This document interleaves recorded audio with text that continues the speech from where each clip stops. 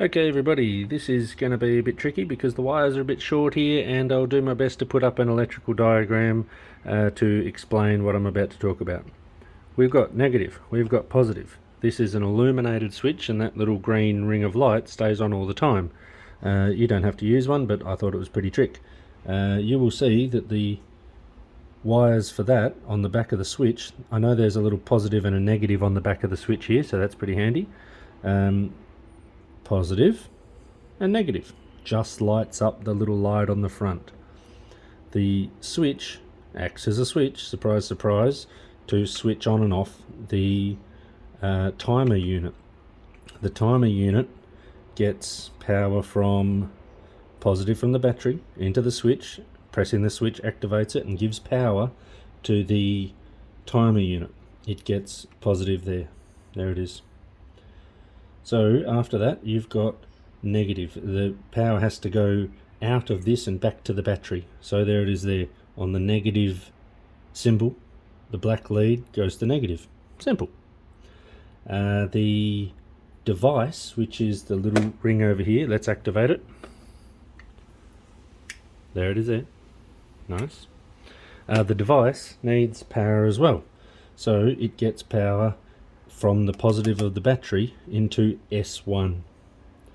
The device itself, I have another module which I'll explain in a moment, receives its power from S2, sends it up to the light, uses the power in the light, sends it back down the negative, and then back to the battery, back to earth. You can make an earth point on your frame of your bike and that'll be just fine as well.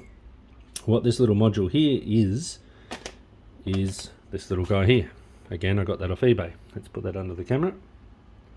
That there in Australia cost me about $2 or $3. It speeds up the flashing of the unit and changes it from glowing or straight on, straight off, or a long time on and a long time off.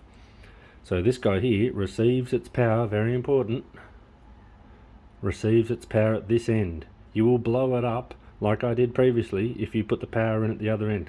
So 12 volts comes in this lead. Little circuits in here deal with it and then dish out the result of what it wants to do out the wire. So that is before, there's the wire there, that's before the light itself.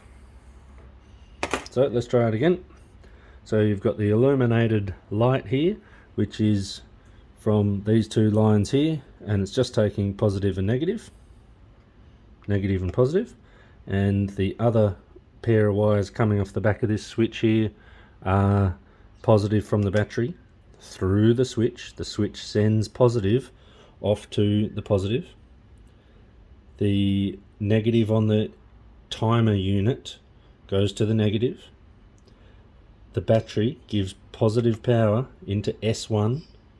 The switch turns it on. There it goes. And the power comes from the battery to the S1, sends it out through the little modulator, uses it in the light, and then brings it back to the negative. That's a good little circuit. That's going to be Angel Eyes in the 2003 R1. I'm going to put two of these rings into the headlights themselves. Might even make some white light rings there as well. Haven't decided yet, probably put that on a different circuit, but hopefully that explains how to use this little guy here a bit better. And just for total trick value, this little guy here is also super cool. I found that, I believe, is LED dimmer, and this is an LED timer. It doesn't come with instructions. The picture on the back's a bit basic. There's some Chinese language on the, I believe, on the back of there, which I used Google Translate to learn a bit more about. It didn't really give me much. So hopefully that helps you out, guys and girls. Let's continue on with the build, and I'll show you something different about the cleaning of the headlights next.